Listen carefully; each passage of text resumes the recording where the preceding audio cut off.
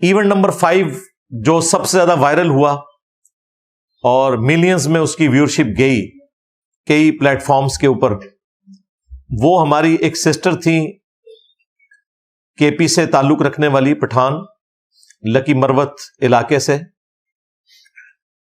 انہوں نے ایک بڑا کریٹیکل کوشچن کیا اور بالکل درست کوشچن کیا، درست انداز میں کیا. کوئی اس میں نہ لہجے کے اندر کوئی بدتمیزی تھی، نہ کوئی انداز ایسا تھا کہ جس میں لگے کہ وہ کوئی ٹونٹ کر رہی ہیں، وہ تو درد رکھ رہی تھی. الحمدللہ سے تو انہوں نے کوشچن کا آغاز کیا ہے. لیکن پتہ نہیں ڈاکٹر ذاکر نائک کس سٹیٹ آف مائنڈ میں تھے. مولویوں کے پاس بیٹھنے کی یہ بھی ایک نحوست انسان پہ پڑ جاتی ہے کہ وہ مولویوں کے چشمے سے چیزوں کو دیکھنا شروع کر دیتا ہے.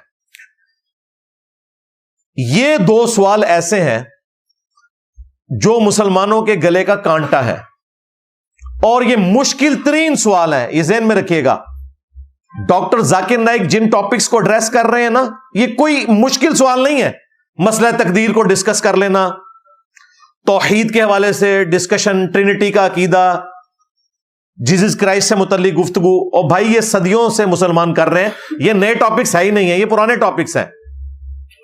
نئے ٹاپکس 2 ہیں جو گلے کا کانٹا بنے ہوئے ہیں مسلمانوں کی، اس لیے کہ اس کا جواب دیتے ہوئے انہی لوگوں کے نام آ جائیں گے جن سے سوال پوچھا جا رہا ہے. لو سامو، سوال نمبر 1، مسلمانوں کی تباہی کی سب سے بڑی وجہ کیا ہے؟ اس وقت جو مسلمانوں پہ زوال ہے، اس کی سب سے بڑی وجہ کیا ہے؟ یہ دنیا کا مشکل ترین سوال ہے. اس کا جواب اس لیے نہیں دے گا کوئی مذہبی آدمی انسانوں کی طرح، اسے پتا ہے کہ مجھے مولویوں کو، بزرگوں کو، بابوں کو رگڑنا پڑے گا. ہم یہی تو کر رہے ہیں. میرا نبی سا ہے ہی کوئی نہیں، تیرے بابے تھے شاہ ہی کوئی نہیں. اس میں تو آپ کو گالیاں کھانی پڑیں گی، 5 دفعہ مرڈر اٹیمپٹ کروانا پڑے گا، آپ کی اپنی لائف ونریبل ہوگی، آپ کے ٹیم ممبرز کی لائف ونریبل ہوگی، ان کی فیملیز کی لائف ونریبل ہوگی، گالیاں کھانی پڑیں گی. سبحان اللہ و بحمدی کی فضیلت آپ سنائیں، بسترے اٹھا کے پوری دنیا میں گھومیں، آپ کو لوگ ہار پہنائیں گے. ہاں، آپ کو ایئرپورٹ پہ ریسیو بھی کریں گے، آپ کو اچھے پروگراموں میں بھی لے جائیں گے، پھر آپ کو وہاں سیرے بھی کرائیں گے، ٹور بھی کروائیں گے، جو آج کل مفتی کر رہے ہیں آپ کے سامنے. لیکن جیسے ہی آپ اس سوال کا جواب دیں گے کہ مسلمانوں کی تباہی کی وجہ کیا ہے، غلط جواب تو اس کا دیا جا سکتا ہے، صحیح جواب دیا نہیں تو آپ تختہ مشق بن جائیں گے. اور دوسرا کوشچن کریٹیکل جو اس سسٹر نے کیا تھا کہ بھئی سارا گیٹ اپ ہے مسلمانوں والا، داڑھی بھی ہے، پگڑی بھی ہے، نمازیں بھی ہیں، پردہ بھی ہے، صبح شام قرآن بھی پڑھنا ہے، اور مدرسے کام بھی چوک کے رکھے ہوا ہے. تو مجھے بتائیں اس کا جواب اگر ڈاکٹر ذاکر نائک دیتے تو سب سے پہلے تو سٹیج پہ اور سامنے بیٹھے ہوئے مولوی ان کے خلاف ہو جاتے. ان سے تو نہیں بگاڑ سکتے نا، کیونکہ وہ ان کے پاس میزبان بن کے آتے ہیں. اس لیے انہوں نے بڑا اچھا ڈیسیژن کیا کہ سوال کا رخ ہی بدل دیا اور اتنا ظلم کیا. میں ابھی اس کا کریٹیکل انالیسس کروں گا. جو اس نے جو سوال کا جواب دیا ہے، اتنا خطرناک کھیل کھیلا ہے اس بندے نے انجانے میں نہیں کہتا بدنیتی کے ساتھ. بہتر تھا بھائی معذرت کر لیتے، بھائی اتنا مشکل جواب ہے میں نہیں دے سکتا، اگر دوں گا تو میرے قریبی لوگ ناراض ہو جائیں گے، دیٹ سوال ختم کر دیتے. اس کی بجائے وہ اس سسٹر کے اوپر ہی چڑھائی کرنا شروع ہو گئے. ایک سوال پوچھیے بھی. اوکے سر، اور شارٹ سر. تو آپ ریزن کیا بتا سکتے ہیں کہ وہاں پہ سوسائٹی کیوں کولیپس ہو رہی ہے اینڈ ہمارے علماء ان کو کال آؤٹ کیوں نہیں کرتے، اسپیسیفکلی پیڈوفائلز کو؟ آپ نے جو سوال کیا میرے حساب سے کانٹرڈکشن ہے. آپ نے کہا میرا معاشرہ بہت اسلامک ہے اور میرے معاشرے میں پیڈوفائل ہے، دونوں میں ٹکرار ہے. کوئی بھی اسلامک ماحول میں پیڈوفائل ہو ہی نہیں سکتا. آپ کو ماننا پڑے گا آپ کے سوال میں خطا ہے، پہلے بار یا دوسرے بار. آگے نہیں، سمپل. میرا معاشرہ بہت اسلامک ہے، پیڈوفائل ہے.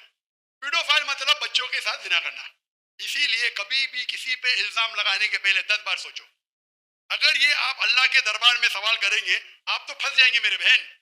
آپ کو معافی مانگنا چاہیے کہ آپ کا سوال غلط ہے. سر میرا یہی سوال ہے کہ وہاں پہ یہی ریلیجن بہن جی آپ کو پہلا قبول کرنے پڑے گا میرا سوال. اگر آپ قبول نہیں کریں گے تو میرا جواب ختم. اوکے سر، میرے سوال کی نوعیت غلط ہے. نوعیت غلط نہیں، سوال غلط ہے، آپ غلط ہے. یہ کیا ہوتا ہے, آپ میڈیا کو سن کے ریپیٹ کرتے ہیں. دونوں تو صحیح ہو ہی نہیں سکتا ہے. اگر دونوں صحیح ہے تو قرآن میں غلطی ہے, نعوذ باللہ. کدھر قرآن میں لکھا کہ بچوں لوگ کے ساتھ زنا کرو؟ تو بہت سے بار یہ میڈیا میں کام ہے, الزام لگاؤ, سوال پوچھو, کچھ بھی دو. قرآن مجید میں لکھا ہے سورہ حجرات میں, سورہ نمبر 49 آیت نمبر 6, جب بھی کوئی انفارمیشن آتا ہے آپ تحقیق کرو اسے دہرانے کے پہلے. آپ سارے مجمع میں دہرا رہے ہیں, ہزاروں کا مجمع ہے, 20,000 25,000, اور آپ یہ کہہ رہے ہیں میرا اسلامک معاشرہ ہے, پھر کوئی پیڈوفیلیا ہے, انے آپ اسلام پہ تہمت لگا رہے میری بہن, اور آپ معافی بھی نہیں مانگ رہے. انے آپ اسلام پہ تہمت لگا رہے میری بہن, اور آپ معافی بھی نہیں مانگ رہے.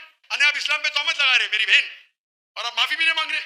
یہ ہوتا ہے, غلطی بولنے کے بعد بھی معافی مانگنے کو ہوتا ہے. میں اب ترتیب سے اس کو ڈسکس کرتا ہوں. کوشچن انہوں نے جو کیا سسٹر نے وہ یہ تھا کہ ہمارا معاشرہ مذہبی ہے. نمبر 1, عورتیں پردہ کرتی ہیں اور گھروں سے باہر نہیں نکلتی بلا ضرورت.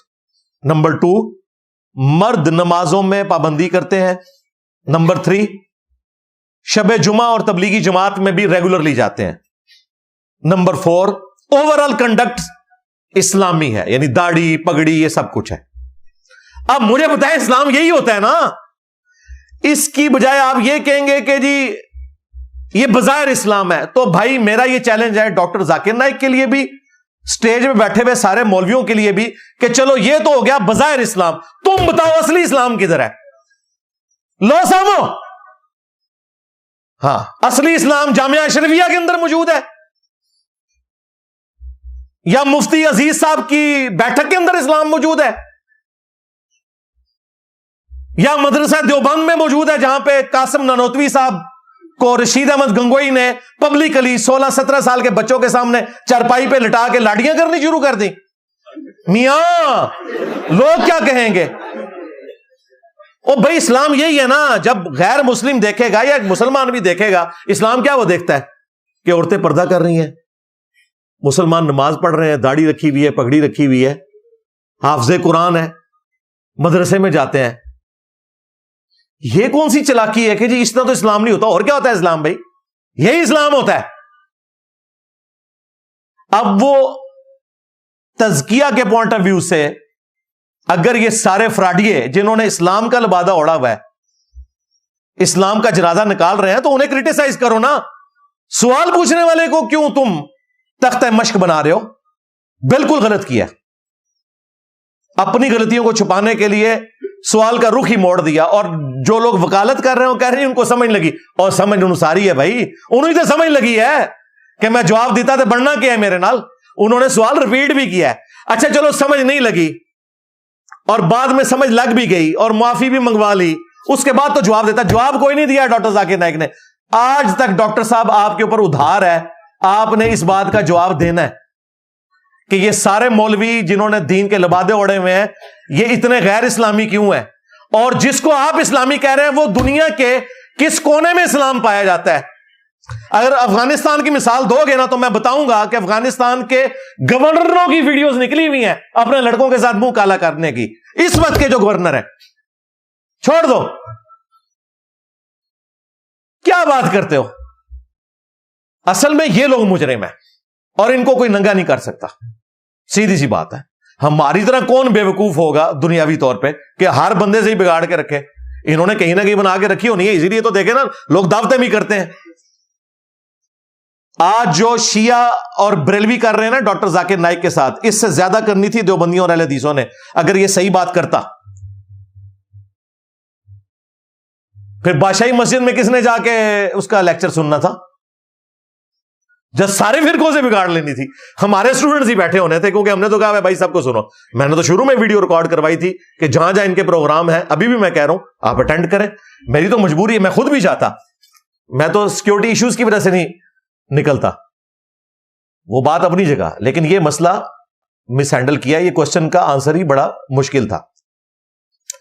یہ انہوں نے چیزیں ہائی لائٹ کر کے نا اس سسٹر نے کہا کہ لیکن پھر بھی ہمارے معاشرے میں ڈرگز کا استعمال ہے, نشاور چیزوں کا. اب ان کو کون بتایا کہ یہاں لوگ تبلیغی جماعت کے بستروں میں ہیروئن سمگل کرتے ہیں, رائمنڈ لے کے جاتے ہیں اور اسے آگے بانٹ دیتے ہیں. ہاں وہ ہمیں پتہ ہے. اس میں تبلیغی جماعت کا قصور نہیں ہے, لیکن تبلیغی جماعت میں تو ایسے لوگ موجود ہیں. پھر انہوں نے کہا کہ بدکاری بھی ہے, نمبر 3 بچوں کے ساتھ جنسی زیادتی. یہ تو آپ کو پتا ہے کہ خاصا ہے اس علاقے کا. آفیشلی انہوں نے جس طرح لوگوں نے بیویاں رکھی ہوتی ہیں نا, اس طرح لڑکے رکھے ہوئے ہیں. اور جو مولوی مدرسوں کے اندر کر رہے ہیں, وہ عیدی صاحب کے حوالے سے جب مفتی زر ولی کی سٹیٹمنٹ آئی تھی تو میں نے اسے علمی نیزے کی نوک پہ لیا تھا. اس وقت لوگوں کو بڑا برا لگا, لیکن بعد میں اللہ نے ثابت کیا کہ کوئی نہیں بچا. مفتیوں کی ویڈیوز بھی نکلی اور دیکھا ہے کہ مفتی دفاع کرنے کے لیے بھی آگے کہ جی اسلام کی بدنامی ہو رہی ہے. جس دن مسلمان اس چیز سے باہر نکلے گا نا کہ جی مولوی کے خلاف بات کرنے سے اسلام کی بدنامی ہوتی ہے, اسی دن اسلام کا عروج شروع ہو جائے گا. پہلے مولوی بلی چڑھانے پہن گے تو ہاں, اور یہ کام ہمارے ناتواں کندھوں پہ نہیں, اللہ کے فضل سے مضبوط کندھوں پہ ہے. میرے نبی سا ہے ہی کوئی نہیں, تیرے بابے تھے شاہ ہی کوئی نہیں. تو انہوں نے کہا کہ بچوں کے ساتھ جنسی زیادتی بھی ہے, بدکاری بھی ہے, نشے بھی کرتے ہیں, نمازیں بھی پڑھتے ہیں, اور سودی کام اور ہر طرح کا الٹا کام یہ کرتے ہیں. اینڈ پہ سسٹر کا ذرا آپ جملہ سنیں. انہوں نے کہا کہ آپ کی وزڈم کے مطابق یہ کنفلکٹ کیوں ہے کہ ایک طرف یہ لوگ نمازیں بھی پڑھ رہے ہیں, پورا کنڈکٹ ان کا اسلامک ہے, اس کے باوجود کرتوت ان کے غیر اسلامک ہے. مجھے بتائیں یہ کون سا 4 آرڈر ڈفرینشیل اکویژن تھی جو ایک MBBS ڈاکٹر کو سمجھ نہیں آئی. چلو انجینئر تو سمجھ سکتا ہے 4 آرڈر ڈفرینشیل اکویژن کو, اس کی میتھمیٹکس کی فیلڈ ہے. ڈاکٹر کہہ سکتا ہے جی مجھے سمجھ نہیں آئی. تو ایک سمپل بات تھی, اس نے یہی تو پوچھا تھا. وہ تو مان رہی ہے کہ کنڈکٹ اسلامک ہے, کرتوت غیر اسلامک ہے. تو آپ کی عقل کے مطابق اس کے پیچھے ریزن کیا ہے؟ اس نے اعتراض نہیں کیا ڈاکٹر ذاکر نائک کے اوپر یا کسی مولوی کے اوپر, اس نے جنرل بات کی ہے. اس نے پوری گفتگو میں کوئی مولوی کا, کسی مدرسے کا ذکر نہیں کیا, اوورال کنڈکٹ کی بات کی. اس کا جواب یہ ہونا چاہیے تھا کہ آپ نے سسٹر جو کوشچن کیا ہے یہ دنیا کا مشکل ترین سوال ہے, لیکن میرے حالات و واقعات اجازت نہیں دیتے کہ میں اس سٹیج پہ علماء کرام اور ان کی کٹر پبلک کی موجودگی میں کوئی سچی بات کر سکوں. آپ انجینئر صاحب سے رابطہ کریں. ہاں میرا نبی سا ہے ہی کوئی نہیں, تیرے بابے تھے شاہ ہی کوئی نہیں, تیرے مولوی تھے شاہ ہی کوئی نہیں, تیرے ٹومی تھے شاہ ہی کوئی نہیں. اے میں جوش نال نہیں کیا, ہاں اے میں شغل ہستے. علماء سو کو ٹومی کہا گیا نا قرآن میں. ہاں سورۃ الاعراف کی آیت نمبر 175 اور 176 میں علماء سو کو کتے کی مثال بیان کیا گیا. علماء سو کی بات کر رہا ہوں, آپ کے علماء کی بات نہیں کر رہا. جیڑا کہنا ساڑھے مولویوں پیڑا کہنا ان کہتا تھوڑے علماء تسی خود مان رہے ہو, پھر سو نے تسی کو ساڑھے علماء حق نے. اگر آپ اپنے علماء کو علماء حق مانتے ہیں پھر آپ کو اس مثال سے بالکل کوئی غصہ نہیں کھانا چاہیے. ہاں ہم تو علماء سو کی بات کر رہے ہیں, آپ کے علماء کی تو بات ہی نہیں کر رہے. یہ صرف قرآن میں کتے کی مثال نہیں ہے, یہ سنن ابی داؤد میں آیا کہ میری امت میں ایسے فرقے پیدا ہوں گے اور ان میں ایسی بدعات جاری ہو جائیں گی جس طرح باولا کتا کاٹ جاتا ہے. قرآن میں تو کتے کا ذکر آیا تھا اور اس کے زبان ہانپنے کا. نبی علیہ السلام نے کہا ہلکا کتا اگر کسی کو کاٹ جائے اس کے ایک ایک ریشے میں زہر پہنچتا ہے نا. میری امت میں ایسے فرقے پیدا ہوں گے کہ ان کے ایک ایک رگ و ریشے میں بدعت داخل ہو جائے گی جیسے کتا کاٹ جائے. اب مجھے بتائیں کس کتے کے کاٹنے سے بدعت جاری ہوتی ہے؟ کسی اسکواش کے پلیئر سے, کسی کرکٹ کے پلیئر سے, یا کسی مولوی کے کاٹنے سے؟ ظاہر مولوی کی فیلڈ ہے نا. اگر پازیٹو چیزیں مولویوں کے کھاتے میں ہیں تو نیگیٹو بھی ان کے کھاتے میں ہے نا, فیلڈ تو ان کی ہے نا. کہتے ہیں نا علماء سے پوچھ پوچھ کے چلے, تو علماء یہ کر رہے ہیں نا. تو یہ کتے کی مثال قرآن میں اور سنن ابی داؤد میں علماء سور کے لیے نبی علیہ السلام نے بیان فرمائی. لہذا اگر ہم کبھی تفنن میں یہ کہہ دیں کہ میرے نبی سا ہے ہی کوئی نہیں, تیرے ٹومی تھے شاہ ہی کوئی نہیں, تو برا نہیں کسی کو منانا چاہیے. ہو سکتا ہے لوگ پوچھتے ہیں یہ کہاں سے ثابت ہے, تو میں نے ثابت بھی کر دیا ہے. لو سامو ٹھیک ہو گیا. ہاں باقی میں کوشش کروں گا کہ یہ ٹومی کا لفظ زیادہ استعمال نہ کروں. ہاں جتنا ہے وہ بابوں تک ہی رہے, ٹھیک ہے. وہ پھر کہتے ہیں پازیٹیو طریقے سے بات کریں نا, وہ پھر ہم سن لیں گے. ویسے میں نے ٹومی بھی ثابت کر دی ہے قرآن و حدیث سے. تو اب واپس آ جائیں. اب یہ جو اس نے سوال اٹھایا تھا یہ مشکل ترین سوال ہے. یہ جتنے بھی سوال پوچھے جاتے ہیں نا کسی بھی انٹرنیشنل اسپیکر سے، وہ سوال شاید کوئی نہیں دے مقابلے 2 سوال۔ نمبر 1 مسلمانوں کی تباہی کی وجہ کیا ہے، نمبر 2 کہ سارے اسلامک کنڈکٹ کرنے والے گیٹ اپ والے لوگ ان کے کرتوت اتنے برے کیوں ہوتے ہیں؟ جو کام ایک دنیا دار بندہ چھپ کے کرتے ہوئے ڈرتا ہے، مولوی مسجد میں جنازے کی چرپائی پہ کسی بچے کے ساتھ وہی کام کرنے کے لیے آمادہ کیسے ہو جاتا ہے؟ یہ بڑا مشکل سوال ہے بھائی، اس کا جواب چونکہ دینا مشکل ہے، اس کے ساتھ مفادات وابستہ ہیں اس اعتبار سے کہ ظاہر مولوی خلاف ہو جائیں گے، اس لیے بہتر یہی ہے کہ سوال کرنے والے کوئی غلط کہہ دو۔ یعنی میں اگر بلی کو غائب نہیں کر سکتا تو آنکھیں تو بند کر سکتا ہوں نا، ہاں یہ کبوتر کی طرح آنکھیں بند کرنا ہے کہ جی آپ کا سوال ہی غلط ہے۔ اچھا جواب میں وہ کیا کہہ رہے ہیں کہ آپ کی سوال میں تکرار پائی جاتی ہے، کنفلکٹ پایا جاتا ہے۔ ایک طرف آپ کہہ رہی ہیں کہ معاشرہ اسلامک ہے اور دوسری طرف آپ کہہ رہی ہیں کہ وہاں پر نشاور چیز بھی لوگ استعمال کرتے ہیں، بدکاری بھی کرتے ہیں، بچوں کے ساتھ جنسی زیادتی بھی ہوتی ہے اور وہاں پہ سود بھی عام ہے۔ یہ تو آپ کا سوال ہی غلط ہے۔ او اللہ کے بندے، مسئلہ اس سسٹر کا نہیں ہے، مسئلہ ان کا ہے کہ جنہوں نے اسلامک لبادہ اوڑا ہوا ہے اور کام ان کے جو ہیں وہ شیطان والے ہیں۔ یہ تو ان کو کہو کہ تمہارے قول اور فعل کے اندر تضاد ہے، بجائے یہ کہنے کے کہ ان مذہبی لبادہ اوڑھنے والے لوگوں کے قول اور فعل میں تضاد ہے۔ ڈاکٹر صاحب کہہ رہے ہیں آپ کے سوال میں تضاد ہے، اندازہ کرو۔ اچھا یہ نہ سمجھیے گا کہ میں صرف کرٹیسزم کر رہا ہوں، اینڈ پہ میں جواب بھی دوں گا اس سوال کا۔ یہ مشکل ترین سوال ہے، اس کا جواب بھی انجینئر صاحب آپ کو دیں گے انشاءاللہ اینڈ پہ، وہ جواب میں اینڈ پہ دوں گا۔ پہلے تو صرف میں اس کی انجینئرنگ کرتا جا رہا ہوں ساتھ ساتھ جو جو اس نے بولا۔ اس کے بعد ڈاکٹر صاحب نے جو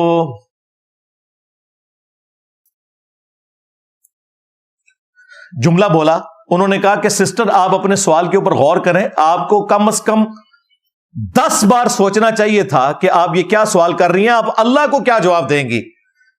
دیکھو اندازہ کرو، آپ اللہ کو کیا جواب دیں گی کہ آپ ان شریف شکلوں کے اوپر الزام لگا رہی ہیں۔ اچھا اس کے بعد انہوں نے کہا کہ یہ میڈیا کا پروپیگنڈا ہے۔ اے ڈاکٹر صاحب نے اصلی اندر دا اپنا وہ چھپیا ہوا مسئلہ سی نا، وہ اینڈ تے انہوں نے کڈیا ہے۔ یہ انہوں نے نکال کے بتا دیا کہ یہ پیچھے ساری ڈرامہ بازی جو انہوں نے کی وہ ان کو کیوں کرنی پڑی۔ اینڈ پہ انہوں نے نکالا کہ یہ میڈیا کا پروپیگنڈا ہے، ایسے کوئی نہیں ہوتا، مولوی بچوں کے ساتھ منہ کالا کوئی نہیں کرتے، یہ داڑھیوں پگڑیوں والے بڑے شریف لوگ ہیں، یہ میڈیا کا پروپیگنڈا ہے۔ یعنی ڈاکٹر صاحب ڈینائل موڈ میں چلے گئے، یعنی کبوتر نے بلی تو نہیں غائب کر سکتا تھا، آنکھیں بند کر لی۔ کیوں آنکھیں بند کی؟ سٹیج پہ انہی فرقوں کے لوگ اور سامنے بھی انہی کے داڑھیوں والے بیٹھے ہوئے تھے، تو یہ آخری پروگرام ہی ہونا تھا، پروگرام تو پھر مر جاتا۔ وہ پروگرام تو مر گیا، وہ بھی لکی مروت دئی ہے جتھو دی وہ سسٹر ہے۔ یہ وجہ تھی، اور پھر ڈاکٹر صاحب نے قرآن کی آیت وہاں پہ فٹ کر دی۔ سوال دے پیچھے رہ گیا جی، اس بیچاری دا ایمان پوڑ کے رکھ چڑیا جی، میڈیا کی غلط خبریں ہیں۔ قرآن کی آیت فٹ کی سورہ الحجرات کی، یا ایھا الذین آمنوا ان جاءکم فاسق بنبأ فتبینوا، اے اہل ایمان اگر کوئی فاسق خبر لے کر آئے تو پہلے اس کی تصدیق کر لیا کرو، ایسا نہ ہو کہ تم اگنورنس میں کسی قوم کو نقصان پہنچا بیٹھو اور بعد میں تم پھر اس پر شرمندہ ہو۔ ڈاکٹر صاحب نے کہا کہ تم نے بغیر تحقیق کے اتنی پیاری صورتوں کے اوپر اتنا گھنونا الزام لگا دیا ہے۔ ڈاکٹر صاحب آپ نے بھی تو یہی کام کیا، آپ نے تحقیق کر لی تھی کہ مدارس کے اندر یہ کام ہوتے ہیں یا نہیں ہوتے۔ لو سامو، ڈاکٹر صاحب نے بھی یہی کام کیا جو اس عورت کے اوپر، وہ حالانکہ اس عورت نے جو بات کی وہ بالکل درست تھی، اس کے فگرز موجود ہیں، لیکن ڈاکٹر صاحب نے بغیر تحقیق کے کہہ دیا کہ وہ عورت غلط ہے۔ ڈاکٹر صاحب آپ بھی تحقیق کر لیتے نا، ڈاکٹر صاحب کو تحقیق ہے، ان کو خوب پتہ ہے، بڑے اچھے طریقے سے پتا ہے، لیکن وہی مجبوری ہے، اٹھنا بیٹھنا مولویوں میں۔ اب یہ وہ بندہ باتیں کر رہا ہے جو سب سے زیادہ ڈاکٹر ذاکر نائک کو پروموٹ کرنے والا ہے اور آندہ بھی کرے گا، عزت کرنے والا ہے اور آندہ بھی کرے گا۔ اور ڈاکٹر اقبال نے کہا تھا نا کہ خوگر حمد سے تھوڑا سا گلا بھی سن لے، شکوہ کے آغاز میں، کہ یا اللہ حمد ہم تیری کرتے ہیں، تھوڑا سا ہم سے گلا بھی سن لے۔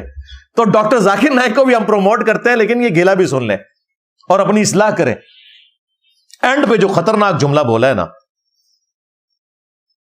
اس سے مجھے بہت زیادہ تکلیف ہوئی۔ ایک تو یہ کہ فاسق خبر لے کر آئے تحقیق کرو، اس کو اس کے اوپر فٹ کیا بجائے اس کے کہ خود تحقیق کرتے۔ پاکستان کے فگرز شائع ہوئے ہیں آفیشلی کہ روزانہ 12 بچوں کے ساتھ زیادتی رپورٹ ہوتی ہے پاکستان میں۔ 2023 میں 4000 بچوں سے، اس سے زیادہ بچے ہیں، 4200 کچھ ہیں جن کے ساتھ جنسی زیادتی رپورٹ ہوئی ہے۔ جو رپورٹ نہیں ہوئی وہ اس سے بھی زیادہ ہے۔ اور 2024 جو یہ سال گزر رہا ہے، اس کے پہلے 6 مہینوں میں 1600 سے زیادہ کیسز رپورٹ ہو چکے ہیں۔ لہذا اس سسٹر نے جو سوال پوچھا تھا وہ میڈیا کا پروپیگنڈا نہیں ہے، یہ گورنمنٹ کے فگرز ہیں، FIR رجسٹر ہیں۔ اللہ نہ کرے ڈاکٹر صاحب کہ آپ کی فیملی یا آپ کے جاننے والوں میں سے کسی کے ساتھ ایسا ہو۔ جو سب سے آخری جملہ تھا جس کی طرف آپ لوگوں کی توجہ نہیں گئی، وہ 6 منٹ کا کلپ ہے۔ آخر میں جو انہوں نے جملہ بولا، انہوں نے کہا، ایک تو بیچ میں انہوں نے 3 دفعہ بولا کہ سسٹر آپ معافی مانگیں، آپ کا سوال غلط ہے، اور وہ بھی بیچاری سیدھی تھی، اس نے معافی مانگ بھی لی اور ٹھیک کیا۔ پبلک میں اسی طریقے سے بیہیو کرنا چاہیے۔ ہو سکتا ہے کوئی ادھر مجاہد ملت نہ اٹھ جاتا کہ آپ یہ کر رہے ہیں۔ اور ڈاکٹر ذاکر نائک نے جو آخری جملہ بولا ہے وہ یہی بولا ہے، بالکل TLP والا جملہ بولا ہے انہوں نے آخر میں کہا کہ آپ 25,000 لوگوں کی موجودگی میں اسلام پر تہمت لگا رہی ہے۔ لاکھ دی لعنت ہے جی ایسے لوگ ہوتے ہیں جنہوں کا دفاع کرنے پیچھے تسی کبوتر آ رکھا بند کر رہے ہو۔ اسلام پر تہمت، یعنی جو مولوی بچوں سے منہ کالا کرتے ہیں ان کے خلاف بات کرنا اسلام پر تہمت ہے۔ جو مولوی تبلیغی جماعت کی آڑ میں ہیروئن سمگل کرتے ہیں ان کے اوپر بات کرنا اسلام پر تہمت لگانا، اسلام کی پیٹھ میں تو چھڑا انہوں نے گھونپا ہے۔ جب تک ان لوگوں کو آپ قانون کے کٹہرے میں نہیں لاتے اس وقت تک اسلام کی کوئی خدمت نہیں ہونی ہے۔ چھڑ دو باقی اسلام کی خدمتاں نے ادھر کچھ بھی نہیں نکلنا۔ جب تک کتا نہ نکلے کنویں سے، آپ جتنے مرضی ڈول نکال لیں، کنویں کا پانی کبھی پاک نہیں ہوتا۔ اسلام پر تہمت لگا رہی ہیں، کام مولوی باندھے پہ نے، تہمت اسلام تے بھی لگ دی ہے۔ اے ساڑی سمجھدانی ہے ٹوٹل۔ میں نے آپ کو اس کی ریزن بھی بتا دی کہ وہ ڈینائل موڈ میں کیوں گیا ہے، کبوتر کی طرح اس نے آنکھیں کیوں بند کی ہیں، کیونکہ انہی مولویوں کے پاس تو اس نے جانا ہے۔ یہ ساری باتیں کر کے رائیونڈ کا وزٹ ہو سکتا تھا، طارق جمیل صاحب کا عشائیہ ہو سکتا تھا، پیغام ٹی وی والوں کے ساتھ جمعے کی نماز ہو سکتی تھی، بریلوی شیعہ پہلے گالیاں نکال رہے تھے، دیوبندی اہل حدیث بھی گالیاں نکالنا شروع کر دیتے، ٹور مکمل ہوئے بغیر ہی اگلا نے جہاز ہی بٹھا کے نہ تے بھیج دینا سی واپس۔ یہ وجہ تھی۔ اور یہ جتنی باتیں میں کر رہا ہوں یہ نہ سمجھیے گا یہ میں کوئی بدگمانی کر رہا ہوں، یہ ریالٹی ہے۔ اگر آپ سمجھتے ہیں نہیں بدگمانی ہے تو اسے کہو کہ یہ پھر جواب دے ان باتوں کے جو ہم چیزیں ہائی لائٹ کر رہے ہیں۔ پہلے اس سسٹر کا سوال قیامت تک ادھار ہے ڈاکٹر ذاکر نائک کے اوپر، وہ جواب دینا ہے اس بات کا، ڈینائل موڈ میں نہیں جانا، جواب دینا ہے۔ میں بھی جواب دیتا ہوں، اب سنیں آپ میرا جواب۔ پہلے تو میں ڈاکٹر ذاکر نائک حفظہ اللہ کو ان کے بزرگوں کی خبر دوں گا۔ 800 سے 700 سال پہلے حافظ ابن کثیر رحمہ اللہ تعالی نے تاریخ ابن کثیر لکھی، 774 ہجری میں فوت ہوئے، آج چل رہا ہے 1446 ہجری۔ یہ وہ خود لکھ رہے ہیں، کسی سند کی ضرورت نہیں ہے، 800 سے 700 سال پہلے اپنے زمانے کے بارے میں۔ اور حافظ ابن کثیر وہ ہیں جو ابن تیمیہ کے شاگرد ہیں، وہابیوں کے امام ہیں، یعنی دیوبند اور اہل حدیث ان کو اپنا بزرگ مانتے ہیں، بریلوی بھی ان کا احترام کرتے ہیں۔ انہوں نے تاریخ ابن کثیر میں لکھا کہ ہمارے زمانے میں بھی یہ حال ہے کہ کوئی بادشاہ، کوئی امیر شخص، کوئی تاجر کوئی فقیہ یعنی مفتی سے بھی اوپر کا درجہ، علماء حق یعنی کہ کوئی قاضی ایسا نہیں ہے جو بچوں کے ساتھ جنسی زیادتی بدفعلی کے کبھی گناہ میں ملوث نہ ہو، سوائے ان کے کہ جنہیں اللہ بچا لے۔ اور پھر انہوں نے لکھا کہ میں تلقین کرتا ہوں مسلمان عوام کو کہ بچپن میں بھی اپنے بچوں کی حفاظت کریں ان مولویوں کے شر سے، اور جب یہ بچے بالغ ہو جائیں تب بھی بچا کے رکھیں ان کو۔ حقیقت بات ہے، وہ اتنی بڑی داڑھی تھی یار اس کی بچے کی، جس کو مفتی عبدالعزیز نے زبردستی کی ہے، اس کو درس نظامی میں پاس ہونے کی لالچ لگائی ہوئی تھی۔ تو اندازہ کریں حافظ ابن کثیر اس وقت یہ بات کر رہے تھے 700 سال پہلے، یہ سارا کام اسی طریقے سے جاری تھا، اس لیے ان کو یہ بات کہنی پڑی۔ پھر میاں والا جو واقعہ ہے،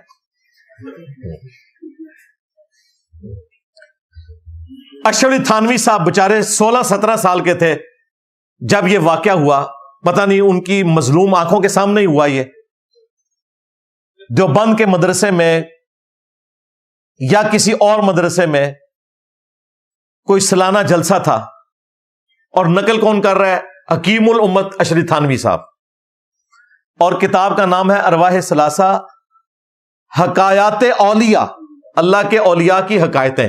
آپس میں فحش مذاق بھی کر لیا کرتے تھے۔ ہم مفتی صاحب نے کیا نہیں ہے یار کیڑے اولیاء نے فوج مذاق بھی کر لے دے رہے۔ نعرے سنو، سر بلند دیوبند، دماغ بند دیوبند۔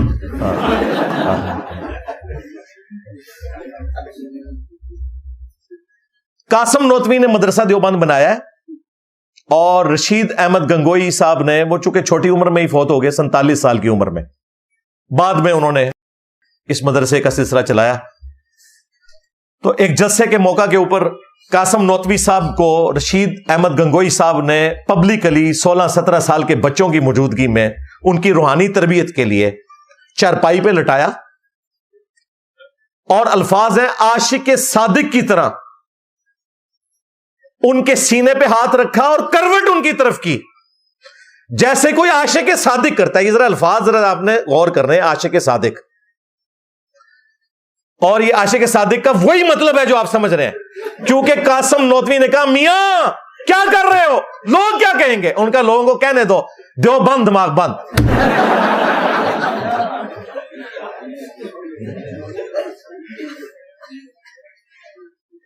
16-17 سال کے بچوں کے سامنے دو کہتے ہیں جی بابے تھے، بابا کی تو سی ہوئے 47 سال دی عمر تے قاسم نوتوی فوت ہو گیا۔ میری اس وقت قاسم نوتوی جتنی عمر ہے، میری 47 سال ہوئی ہے 4 اکتوبر 2024 کو، میری جتنی عمر تھی جب وہ فوت ہو گیا، اور واقعہ ہو سکتا ہے اس کا 20 یا 25 سال کی عمر میں ہوا ہو، تو مفتی عزیز بھی جو ہے وہ سفید داڑھی والا تھا، سامنے والا 20-25 سال کا تھا۔ بھی کولو کہانیاں کرا دو۔ یہاں پہ یہ بات رکی نہیں ہے، یہ ٹرمینیٹر 2 آگے آئی ہے، پھر میاں 2 چل رہا ہوتا ہے نا، می 2، یہ میاں 2 ہے۔ میاں 2 یہ ہے کہ تذکرۃ الرشید میں رشید احمد گنگوئی کے بارے میں ان کے خلفاء نقل کرتے ہیں کہ رشید احمد گنگوئی صاحب کہتے ہیں ایک رات میں نے خواب میں دیکھا کہ قاسم میاں دلہن کی شکل میں میرے پاس آئے ہیں۔ اندازہ کرو، انہوں نے یہ نہیں کہا کہ میں نے اپنی دلہن کو قاسم کی شکل میں دیکھا، انہوں نے کہا قاسم میاں دلہن کی شکل میں میرے پاس آئے ہیں۔ جو دیہڑی پٹھی شاون سوچ دے جائے وہی دماغ چاندیاں نے نہ دے۔ اور کہتے ہیں کہ پھر ہمیں ایک دوسرے سے نفع بھی پہنچا جو ایک مرد کو عورت سے، وہی جو آپ سمجھ رہے ہیں۔ اور کہتے ہیں کہ پھر اولاد ہوئی، اور اس کی شرح یہ ہے اس رحمانی خواب کی انورٹڈ کامز میں کہ جی قاسم ننوتوی صاحب کے مرنے کے بعد رشید احمد گنگوئی نے ان کے اسٹوڈنٹس کی کفالت کرنی تھی۔ بات ویسے ایسے ہی ہوئی، وہ چھوٹی عمر میں فوت ہو گئے، بعد میں رشید احمد گنگوئی صاحب بھی اس کو چلاتے رہے سارے سلسلے کو۔ تو یہ خواب دیکھ لیا تھا تو بھائی اسے نقل کرنے کی کیا ضرورت تھی، پھر اس کی شرح بیان کرنے کی، اس سے آپ بچوں کو کیا درس دے رہے ہیں؟ مجھے بتائیں، جب دو استاد ایک مدرسے کے ایک دوسرے کو لٹا کے عاشق صادق کی طرح لیٹیں اور پبلکلی 16-17 سال کے بچوں کو آپ یہ میسج دے رہے ہیں کہ کل کو آپ کا استاد بلا کے آپ کو جائز طریقے سے المحنت کے مطابق سینوں کا فیض دینے کی کوشش کرے، تو آپ نے لیٹ جانا ہے استاد کے کہنے پہ. اور وہی مفتی عبدالعزیز نے بھی بلایا تھا فیض دینے کے لیے، اس نے دے دیا. اچھا، اس کے اوپر اعتراض کرتے ہیں، کہتے ہیں جی انجینئر کا دماغ ہی خراب ہے، وہ کہہ رہا ہے کہ جی وہ غلط کام کر رہے تھے. اور بھائی یہ جو کچھ ہو رہا ہے کیا یہ درست ہے؟ یہ کس آیت میں کس حدیث میں لکھا ہوا ہے؟ اور یہ کون سی تربیت ہو رہی ہے؟ اور دوسری بات، پبلک میں وہ اتنا ہی کر سکتے تھے نا. آگے میں نے بھی کوئی رپورٹ نہیں کیا، انہوں نے خود رپورٹ کیا خواب والا. درمیان کا مسنگ لنک جو ہے وہ آپ خود جوڑ لیں، سٹوری پوری بنتی ہے.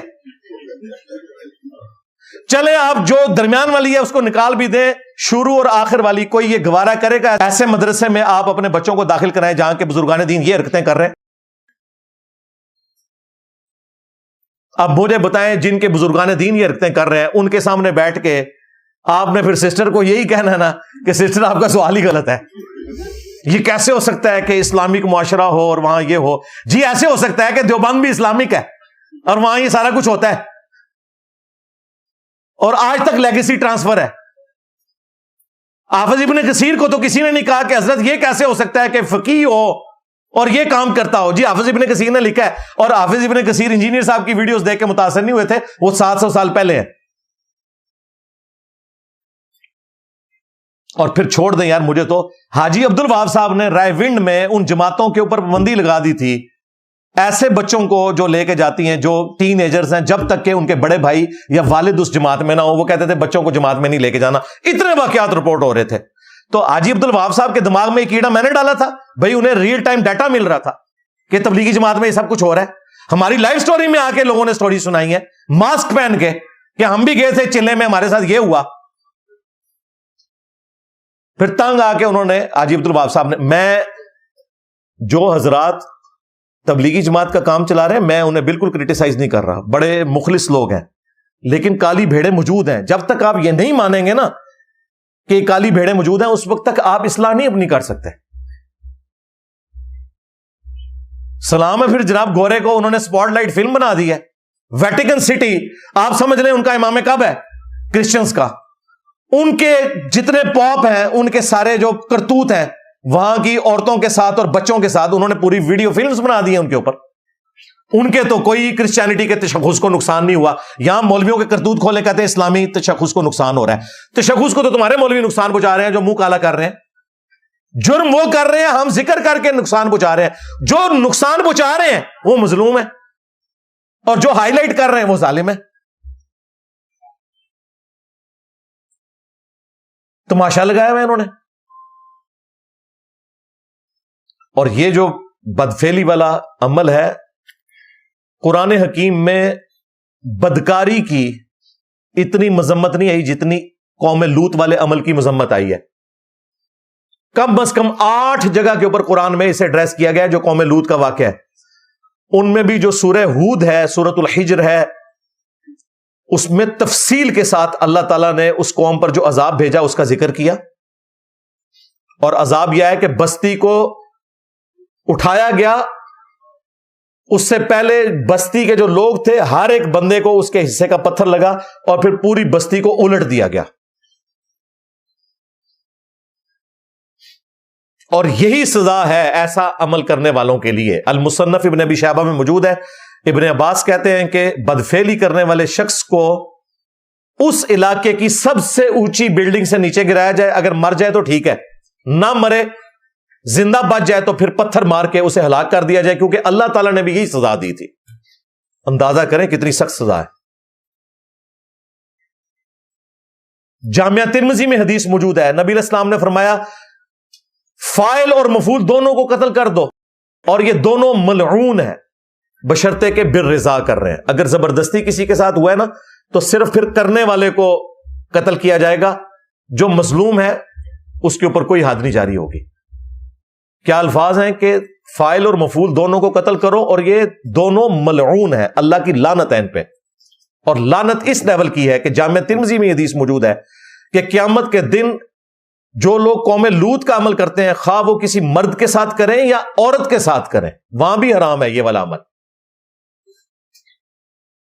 اللہ تعالیٰ نگاہ رحمت نہیں فرمائے گا ان کی طرف قیامت کے دن. اور تیسری حدیث جو ان علماء کرائم کے لیے اور بزرگان بے دین کے لیے اسپیسیفکلی،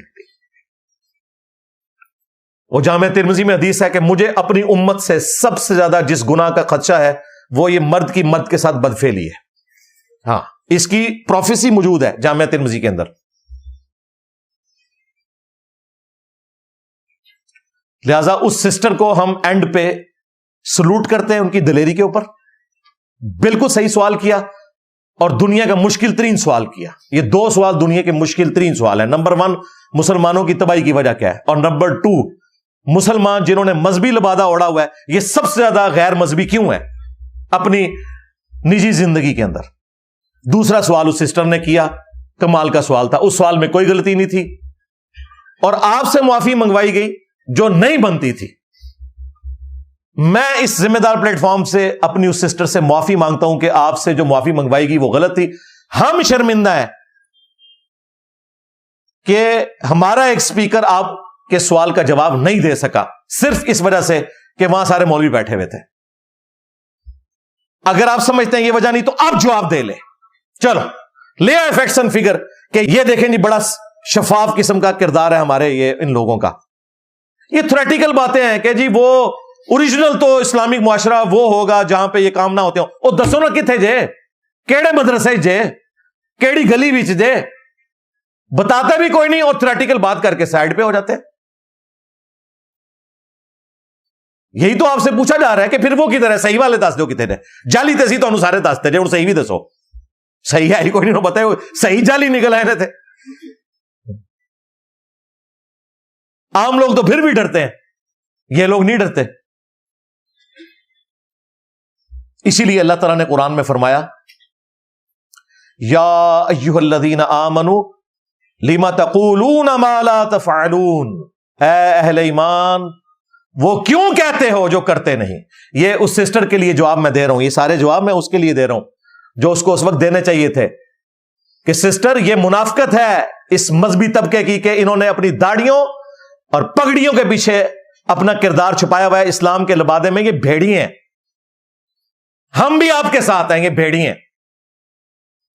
اور اللہ تعالیٰ نے ان کے بارے میں فرمایا کہ وہ کیوں کہتے ہو جو کرتے نہیں ہو.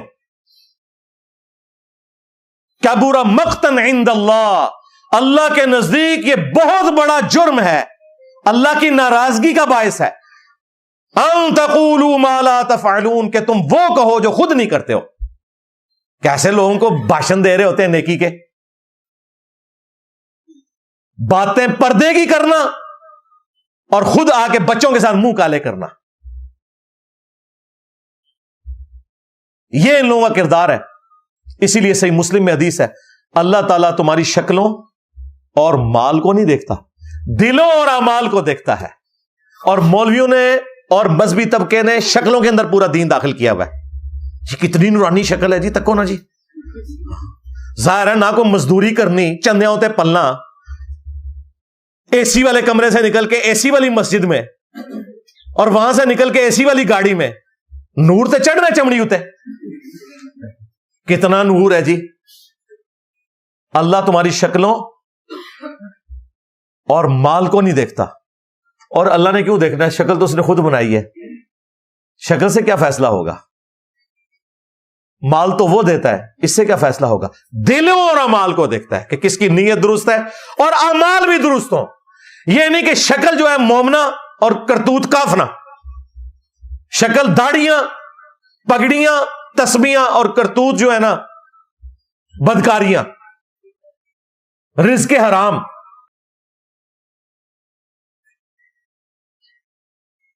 صحیح بخاری میں حدیث ہے کہ ایک شخص اللہ کی بارگاہ میں آتا ہے پرانگدہ حال، بال بکھرے ہوئے ہیں،